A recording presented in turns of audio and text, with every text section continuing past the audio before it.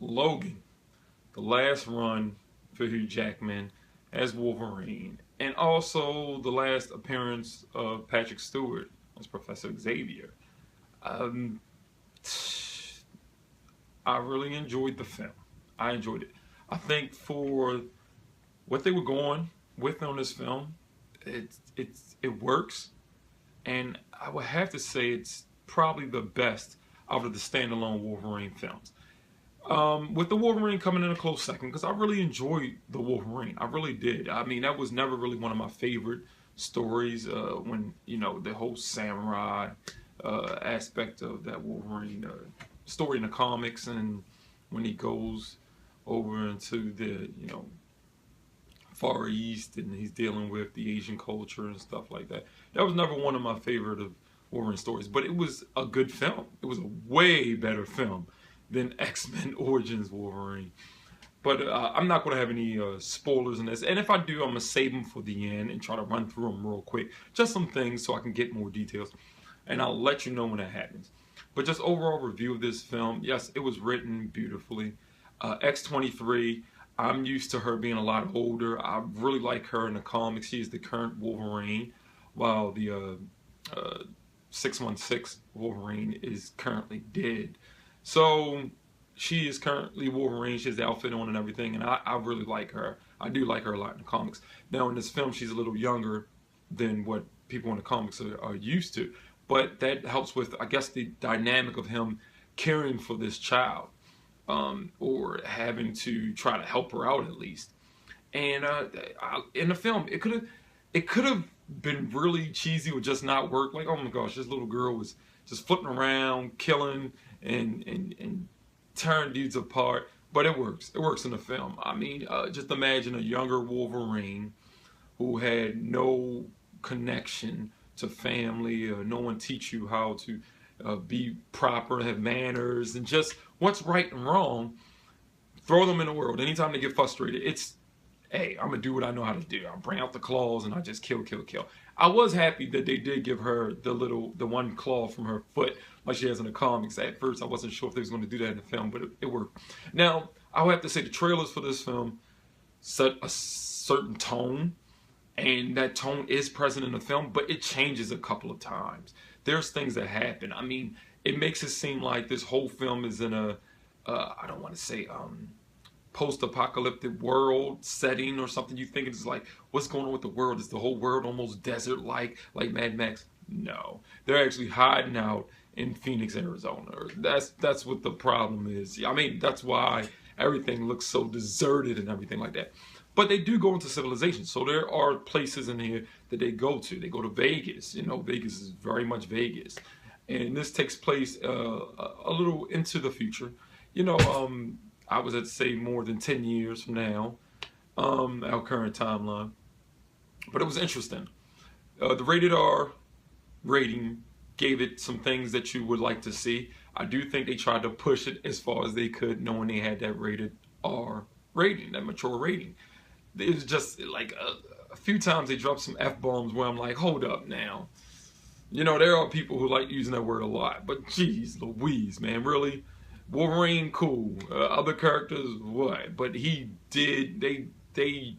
pushed the barriers on that language. They really did. They used that a lot.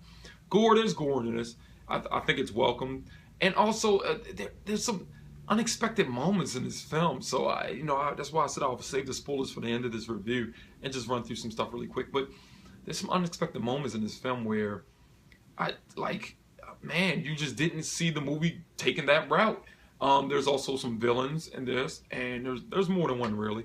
And one of the villains they introduced, I was like, really?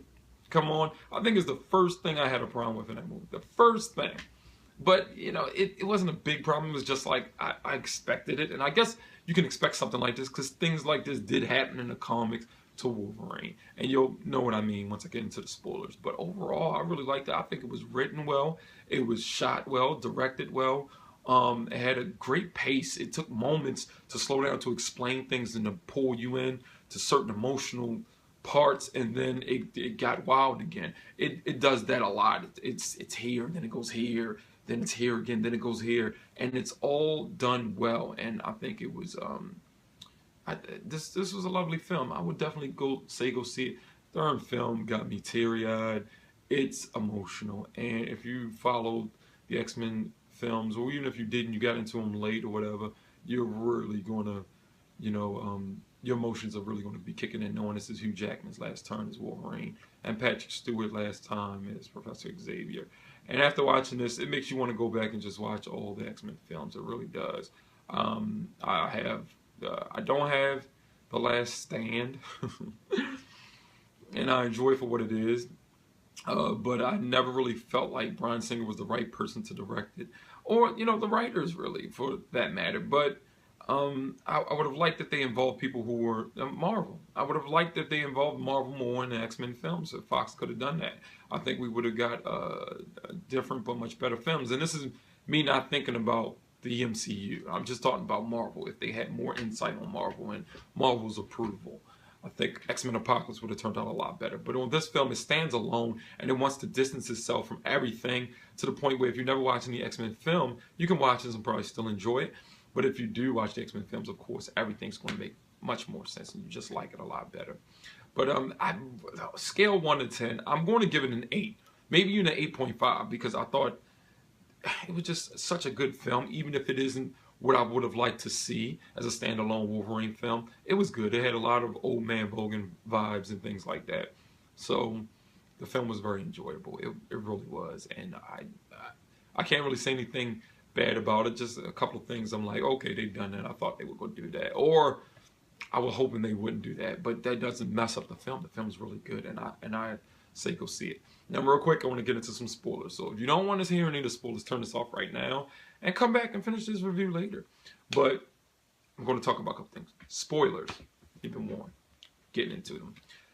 X-24, the clone of Wolverine. Now, Wolverine's been cloned, and they've tried to replicate what went right with him a few times in the comics. So this makes sense. But it was it looked like a younger version of Hugh Jackman, which I think he filmed X-24 scenes last. I really do, because I remember there's a video out there of Hugh Jackman shaving the Wolverine beard for the last time, shaving it off. And he had the low haircut as the same as X-24 had. He had a low haircut, and his beard didn't have any gray in it or anything. So I was like, hey, that I picked up on that. But him just being a clone of Wolverine, it was like they finally got a perfect clone of what they were trying to make, and he was trying to do that with all these, some of these young children who they were cloning, and that's how they made X-23 the same in the comics. And I was just like, man, and he was brutal. It was one point of the film where they meet this family, and he slaughters the whole family. You know what I'm talking about. If you're reading spoilers, you probably saw it. If you didn't see it, you're an idiot for watching this, because it's spoiling stuff for you. But he slaughtered that family, and it was crazy. I heard some reviews talking about this movie takes a turn almost like a horror film, and I see what they're saying. And it was welcomed. It worked for me, especially at the end when he was fighting him and all the other kids were helping with their powers. And it was crazy. He was very brutal.